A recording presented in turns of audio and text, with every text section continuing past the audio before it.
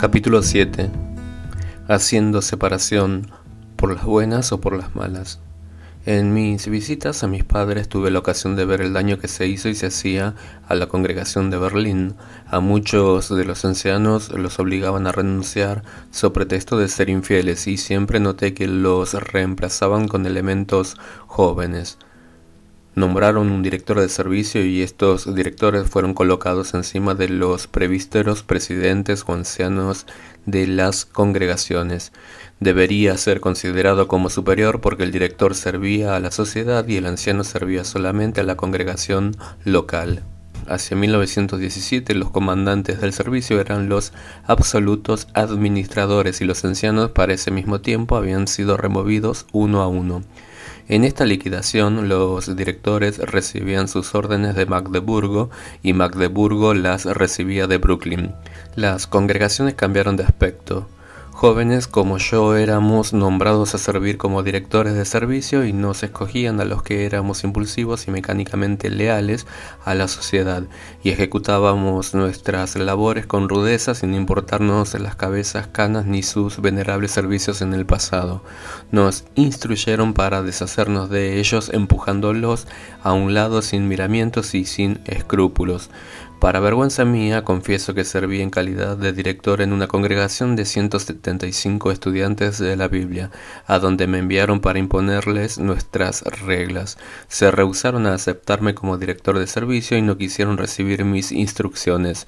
Estaban frente a mí ancianos respetables y yo, un jovencillo de 21 años, me encaré con ellos y los llamé malos siervos y rebeldes. Pedí entonces que me siguieran los que estaban de mi parte y de parte de la torre del vigía, y solo 8 de los 175 que se hallaban allí respondieron a mi llamado. Con ellos organicé luego otra congregación y me quedé con el carácter de director del servicio. La sociedad me invistió de plenos poderes y se me permitía traer de Magdeburgo, una distancia de 100 kilómetros, 3 camiones cargados de publicadores que venían cada domingo, y con esta ayuda pronto éramos tan grandes en número como los otros. Pero ¿qué diferencia? No éramos gente espiritual con los otros, sino vendedores enérgicos y publicadores para circular los libritos de la torre. De igual manera se operó esta liquidación en todas partes y resultó un nuevo concepto en las congregaciones.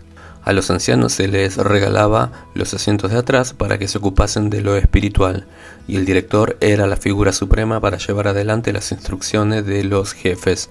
Los ancianos nada podían enseñar, pues la enseñanza venía estereotipada en las páginas del vigía.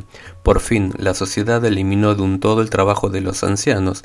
De ese modo evitaron que las congregaciones se mandasen a sí mismas y se ciñeran en todo el arreglo teocrático que controlaba todo desde Brooklyn.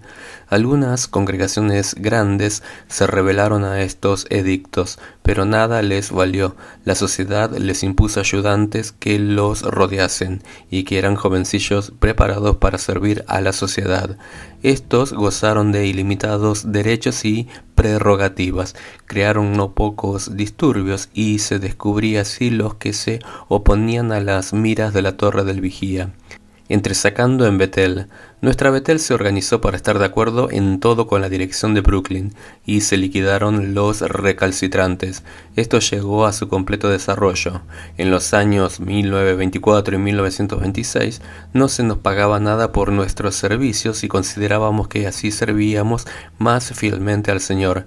Estábamos contentos con la comida y el vestido. Poco a poco la sociedad se hizo más exigente y nos impuso ciertas reglas como no hagas esto ni aquello. Eso nos desagradó a muchos. Usaban la historia de Gedeón y sus 300 soldados para convencerse a sí mismos de que eran mejor valerse de pocos que fueran fieles a la torre y sus mandatos.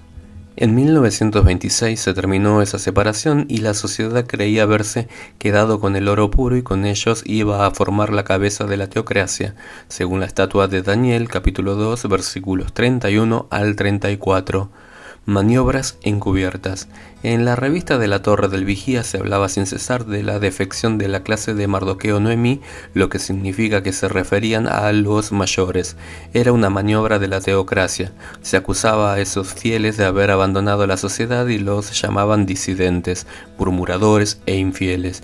Los miembros de la clase Ruth Esther ocuparon los sitios que dejaron vacantes los otros. Como se multiplicaban las protestas contra esos actos arbitrarios, la sociedad entró en escena como Sigfrido con la espada desenvainada para matar al dragón. La lucha se vio en creciente y vino a ser demasiado para los sinceros cristianos que permanecían fieles y firmes a sus relaciones con el Señor Jesucristo. Rechazaron con energía las imposiciones de Brooklyn y de Magdeburgo y desaparecieron de los sitios que habían agraciado con sus vidas consagradas al Señor.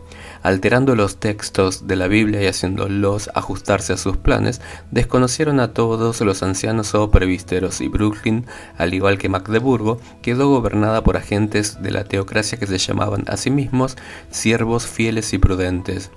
Los creyentes sinceros prefirieron desprenderse de la organización. Era evidente que esos cabecillas de la torre obraban con doblez y así se dejaba ver con claridad en todos sus libritos y tratados.